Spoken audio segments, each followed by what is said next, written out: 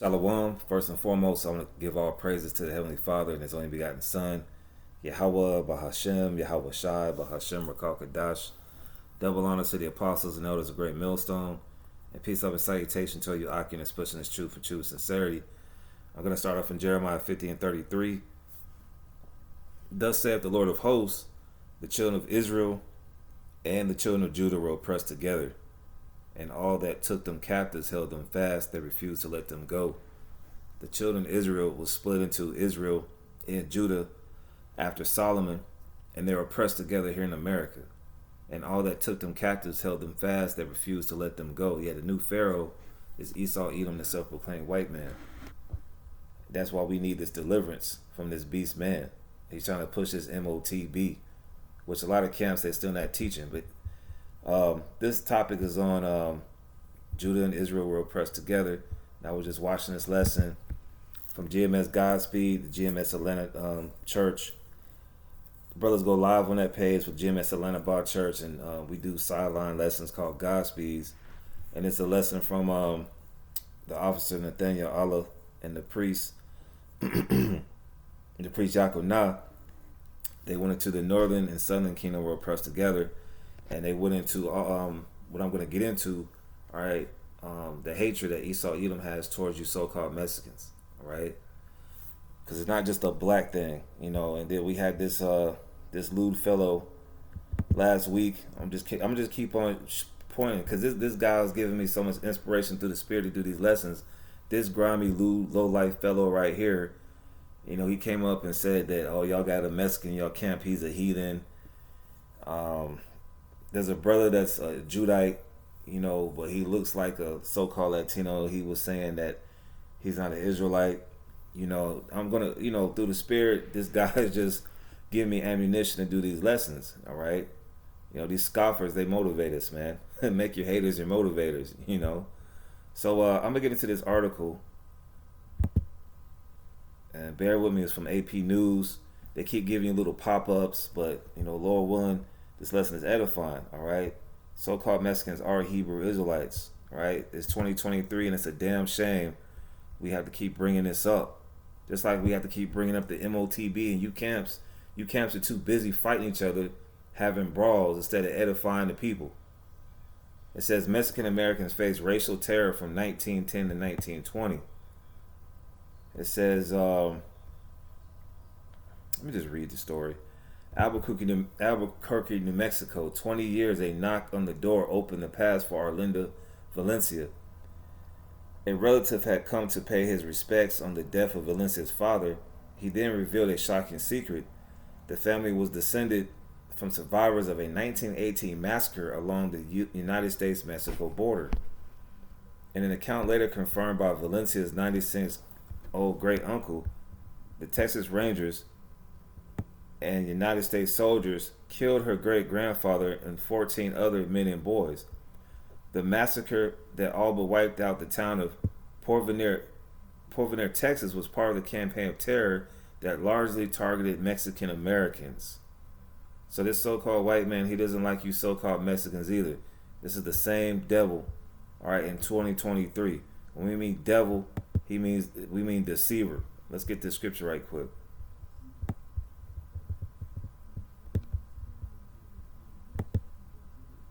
All right, let's get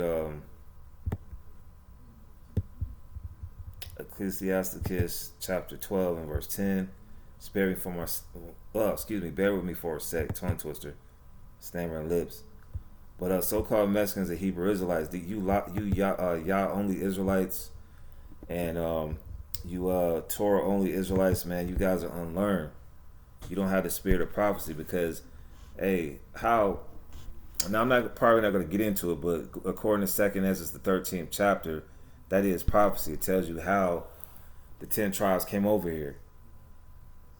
And these historians know. I'm going to do another lesson on how so-called Latinos and so-called Mexicans and Hebrew Israelites. But back to the topic at hand. All right, you so-called blacks, Hispanics, and Native Americans, you're brothers. You're the 12 tribes of Israel. The so-called white man and these other nations, they're your enemies. All right? If you have ears to hear, then hear this message through the Spirit and power of Yahweh Shem Shai. Not every so-called black, Hispanic, and Native American is going to get this gospel on this side. It says, never trust thy enemy, for like as iron rusteth, so is his wickedness. That's talking about the so-called white man.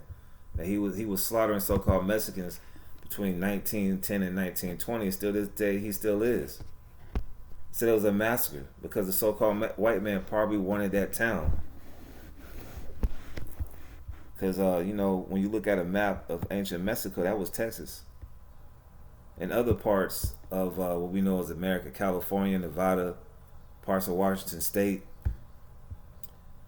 It says, but the older people never said anything to us, not a word unless it said, we couldn't believe it. As the U.S. prepares to mark the 100th anniversary of Red Summer, a period in 1919 when white mobs attacked and murdered African Americans, do you see the similarities here? In dozens of cities across the country, some historians and Latino activists say now is the time to acknowledge the terror experienced by Mexican Americans around the same period. So your brothers from the tribe of Issachar, so-called Mexicans, was going through it just like so-called Negroes from the tribe of Judah, all right, during that time in 1919 were getting lynched. And there's been records of so-called Latinos out west getting lynched, just like how like so-called Negroes were getting lynched in the South and the Midwest during that Red Summer. It says in towns, villages, and cities in the West, Mexican Americans were subjected to torture, lynchings, and other violence at the hands of white mobs, Esau Edom, the self-proclaimed white man, and law enforcement agencies such as the Texas Rangers. And they have a baseball team to commemorate the slaughter, all right, of so-called Mexicans. I did not know that. See, he'll throw his racist history in your face. Historians say that from 1910 to 1920, an estimated 5,000 people of Mexican descent were killed or vanished in the United States. You so-called Mexicans, man, you need to realize who the enemy is. This man has not changed. Often the violence was so barbaric it attracted the attention of newspapers abroad.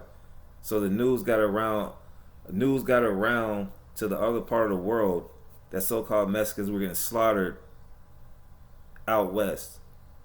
And the fledgling NAACP, then it was forgotten. So this is a forgotten history with so-called Mexicans. But we tell you that this so-called white man is your enemy. And this is in the Bible, Amos 1 and 10, Amos 1 and 11. Thus saith the Lord, for three transgressions of Edom. Esau Edom is a self-proclaimed white man. He's not white, he's really red. Now we do have some of our brothers who look like so-called white men, but you got to try the spirit by the spirit. You got to see if he's an Israelite or an Edomite. All right, Edomites. All right, well, I'm going to get into it. Thus saith the Lord, for 3 transgressions of Edom, and for 4 I will not turn away the punishment thereof, because he did pursue his brother with the sword. Who's his brother? Jacob. And Jacob had 12 sons, and Issachar, the so-called Mexican, was one of his sons. And did cast off all pity, and his anger did tear perpetually, and he kept his wrath forever. Let's read that again. It says, because he did pursue his brother with the sword. And this is pursuing your brother with the sword. Esau Edom is our evil brother. And how did this happen? It says, this, man, I can't even believe I read this, man. It says, the news got so bad that it spread abroad. It spread out across the pond to the Atlantic. Wow. So, let me get something correct. Genesis, the 27th chapter, excuse me. Genesis 27 and 27 and 37. Now this is after Jacob has supplanted Esau for the blessings. All right. It says, and Isaac answered and said unto Esau, behold, I have made him thy lord, and all his brethren have I given to him for servants. And with corn and wine have I sustained him. And what shall I do now unto thee, my son? And Esau said unto his father, hast thou but one blessing, my father? Bless me, even me also, on my father. And Esau lifted up his voice and wept, because the so-called white man, I was always trying to play victim. He slaughtered hundreds and millions of Native Americans. As we just got into, he's slain it's probably more than 5,000 so-called Mexicans he's slain in Texas, because he's probably trying to get rid of the land, get those so-called Mexicans out of the land and drive them further down to where it's called Mexico now. All right, so this man is always playing the victim role like he did no wrong. That's why he has to go into slavery and be exterminated after 1,000 years. You can read about that in Obadiah, the 1st chapter. They don't bring that out of church. All right, and God hates Esau. All right, get that through your head for you theological jerks out there. He hates Esau. The God of the Bible does not change. Verse 39, and Isaac his father answered and said unto him, behold, thy dwelling shall be the fatness of the earth and the dew of heaven from above. When you look at the so-called white man and all the major cities, he's living in the best places. All right. Verse 40, and by thy sword shalt thou live. Okay, Christopher Columbus, these different explorers, what I call murderers. All right, even today, the local police force. All right, their sword. The so-called white man lives by the sword. How did he take down America? How did he take down India? All right, how did he take down these other countries? How did he put fear into Japan? By his sword, by his missiles, by his guns. And by thy sword thou shalt live, and thou shalt serve thy brother. And it shall come to pass when thou shalt have the dominion when thou shalt have the dominion. So like I'm a little excited. And it shall come to pass when thou shalt have the dominion that thou shalt break his yoke from off thy neck. And Esau hated his brother because of the blessing. All right. You know, he hates us. You know, one of the reasons is because, you know, our skin tone, like we're different shades of brown. We're not black. And that's what these low life, you know, guys that come up to the camp always want to say black people. This gospel is not about black people. Now, you could be a so-called black man or so-called African American, but your lineage goes back to Judah. All right, the head tribe of the nation of Israel. That's where our Lord Yahushua sprang out of. But not all 12 tribes are black. Right? And you are who your father is. If a so-called black man goes over to the Philippines and has sex with one of those Philippine women, most of them women are Jakes. All right, because, hey, going back to the history, man, so-called Mexicans were over there in the Philippines. Right? We're across the four corners of the earth. There's a lot of so-called Mexicans out there in Japan who look like so-called Japanese people. But this low-life individual right here, you can't tell him anything. And you can't tell y'all only Israelites, or you Johnny-come-lately know-it-alls on the comic board. Because you're unlearned. And you don't have the spirit. Right? Genesis 27 and verse 41. And Esau hated Jacob because of the blessing.